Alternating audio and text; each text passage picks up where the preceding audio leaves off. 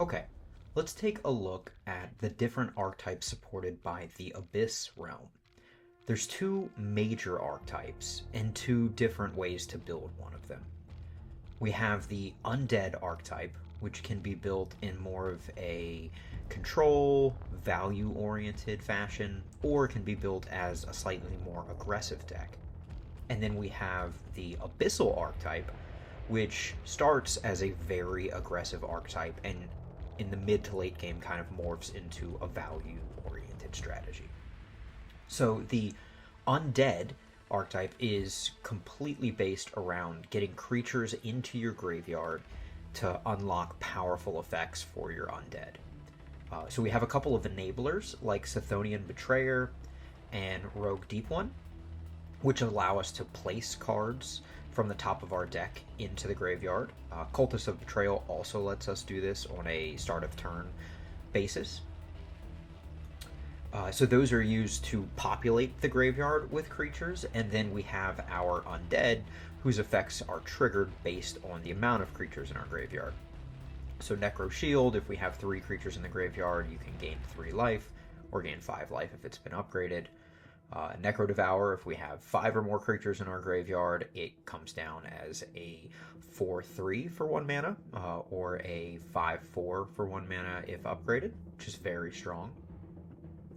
Necromaniac gives us access to AoE, assuming we have enough creatures in our graveyard.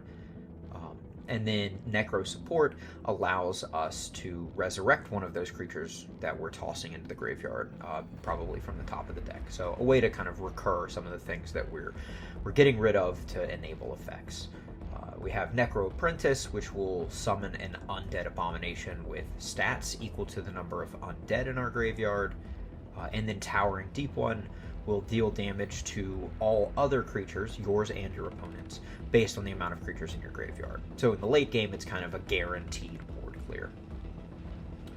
We also have Necromancer, which is one of the finishers for the deck.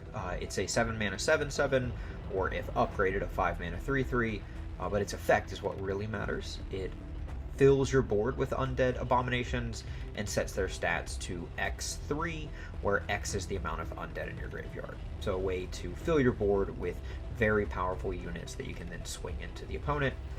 And then of course there is Cthulhu, which is kind of the finisher, especially for the more control-oriented version of the deck. And it will deal 1 to every creature on the opponent's side, equal to the amount of creatures in our graveyard.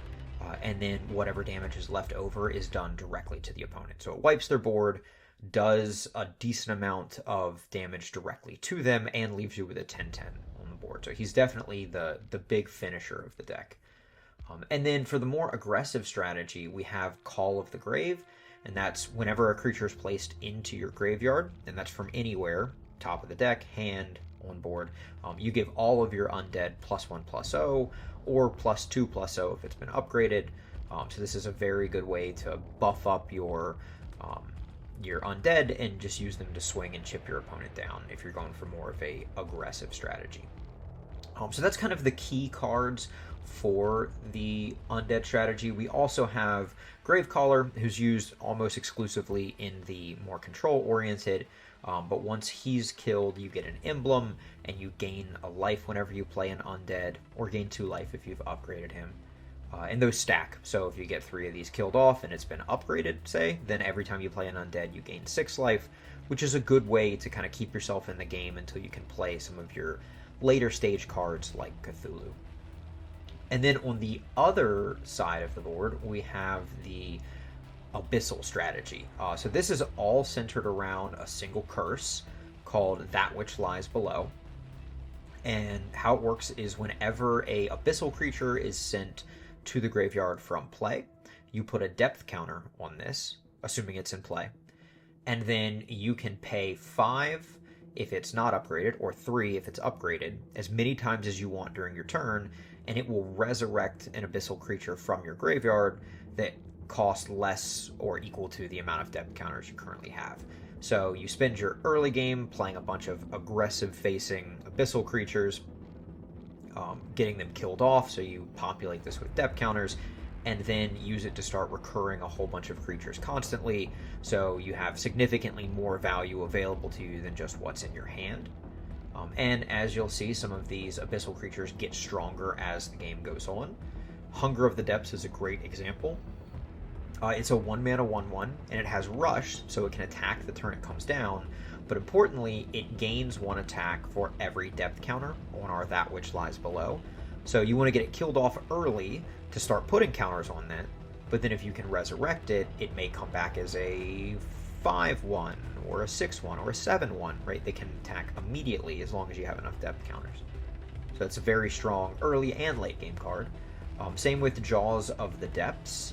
It comes down as a 2-mana 2/3, but it gains +1/+1 for every Jaws of the Depths in your graveyard. So as these get killed and resurrected and killed and resurrected, they get stronger every time they come back. And then Swarm of the Depths, Swarm of Death, it also has Rush, and when you summon it, it will summon a Swarm of Death from your graveyard. So a good way to get 2 3/1 bodies with Rush for 3 or 2 mana, depending on whether or not it's been upgraded, and a very good resurrection target. And then we have some more expensive but powerful cards. The Kraken, when you resurrect an abyssal creature, give it +1/+1 and Rush. The Angler starts as a 6-mana 6/6, but he costs 1 less for every depth counter you have. So in the late game, he'll be, say, a 0-mana 6/6, which is very powerful. And then we have the kind of finisher for this deck, which is also a Cthulhu. If you have at least 10 depth counters, you fill your board with copies of him, and he does have Rush. So if you have 10 depth counters late in the game, you play him and you get 5 10/10s with Rush, so you can swing in for 50, which is very likely to kill your opponent unless they have a completely full board, in which case it'll wipe their board and you can do it all again the following turn. So very, very strong finisher in this Cthulhu as well.